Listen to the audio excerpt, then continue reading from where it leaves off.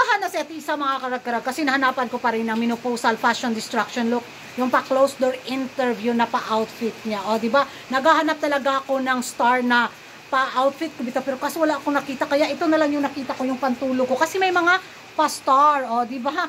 Kuhang-kuha pa rin ni Kuragan, pati yung kulay. Pak, ganon. Ganon tayo ka, very creative at very DIY queen sa mga pa-eksena galore sa Miss Universe 2025. By the way, isang magandang gabi at maulan pala na gabi sa inyong lahat mula dito sa Lasak City. Very Hagardo Versosa ako for tonight. Chismisa nakakarag-karag kasi nag-makeover talaga ako sa King Mega Mall. Ako, nilinis ko talaga. Nag-rearrange ako sa mga paninda ko kasi parang hindi naman ako makahinga sa sobrang kalat. Kailangan ko talaga, naku, linis-linis din tayo pag may time. Kaya ayun. At usapang linis yung ano natin ngayon, chismisa na pinagchichikahan na mga active na mga chismosa at mga chismosa sa social media, mga karag-karag, hindi ko kinaya.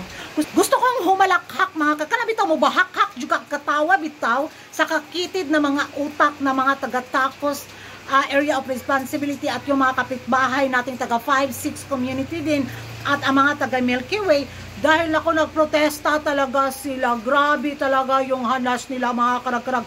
Hindi mo talaga makaya dahil 3 judges daw ang nasa prelim sa closed door interview sa araw na to. Talagang nanggalaiti sila. Grabe yun ang ilang stress.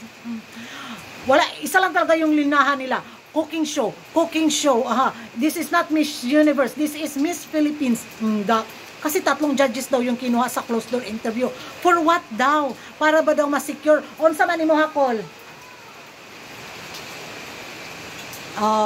Di ba? Kahit gabing-gabi na, may fans pa si Kuragan dito sa Lasak City. Ambicol Bay.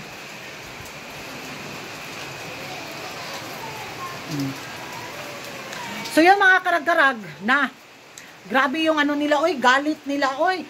3 daw sa Philippines, isa sa Thailand yung kinuhaan dyan sa closed door interview. Ano daw to, para daw ma-secure yung high score ni Atisa Manalo at saka ni Maring Vena. So this is a very, ano daw ba, bulgarang cooking show daw. Muragid sila kanamitaw kamatyunon. Mura ka nagmuragi pang atake sila sa ilang stress ba na parang hindi talaga nila matanggap yung katotohanan na bakit kumuha ng 3 judges sa Pilipinas. My chest. Tapos, yun na, sinupalpal din sila ng mga ibang mga chismoso at mga chismosang taga-pins na bakit kuda daw ng kuda, gayong sa ano daw, final, puro naman Tagala, puro naman mga Latinos at Latinas ang kinuha din ng judges. Ay, ang sagot naman nila is, at least daw, iba't ibang bansa daw yung kinuhang judges sa final kahit daw mga taga-Latin community area of responsibility. Pero sa closed door interview daw, 3 judges in 1 country with spin. So this is not Miss Universe, this is Miss Philippines.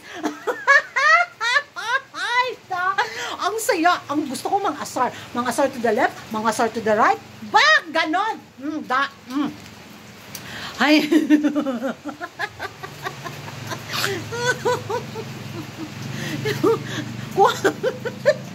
Kuhang-kuha talaga.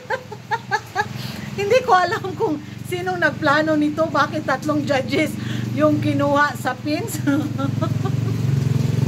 Tapos dagdagan pa daw ng ano ba, sponsor bitaw.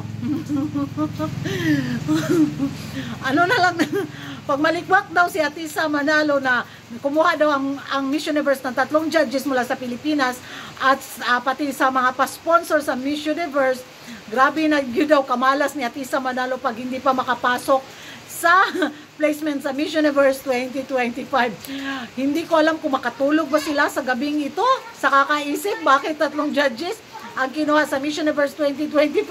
Pero isa lang talaga yung magiging reaction ko, mga karag-karag. Pangatakihong gini sila karong gabi una.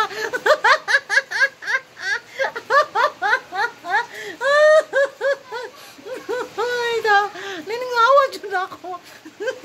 Magbasa ako ng mga komento ba sa gigil bitaw nila. Nakaingon jud ko ba nga. Atay po ganing Miss Universe no.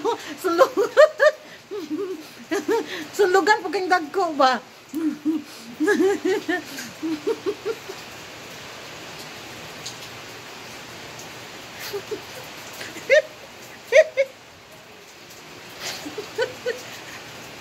Tagpas sa mga karag-karag. Namara manggo gigitik yun sa ilang kalagot, manggot. Cooking show, cooking show. Iyo tayo ng iyo. Magano siya nagigitik. Tagpas sa. Mukat sa ko, kaysa kita kundihan. Sa inyo mga karag-karag, kung ano yung magiging reaction nyo dito nga na cooking show na daw ang labanan sa Miss Universe 2025 sa closed door interview. Pabor daw ito sa pambato ng pins kay Atisa Manalo dahil puro Pilipino daw ang judges. At ano yung maging reaction nyo sa naging pa-outfitan galore ni Atisa Manalo sa closed door interview? Magiging reaction ko sa pa-outfit ni Atisa Manalo, wala. Kasi hindi naman ako fashionista. Wala akong alam sa fashion. So, mahirap magbigay ng komento, gayong wala tayong alam sa mga pa-styling at pa-fashion bitaw. So, para naman sa akin, gusto ko yung kulay, yung pa-style, ambot lang. Ambot lang ninyo, naradyo na ninyo kung sa inyong ikasulti mga karag-karag. Close door interview naman to. So, parang okay na, pwede na rin, di ba?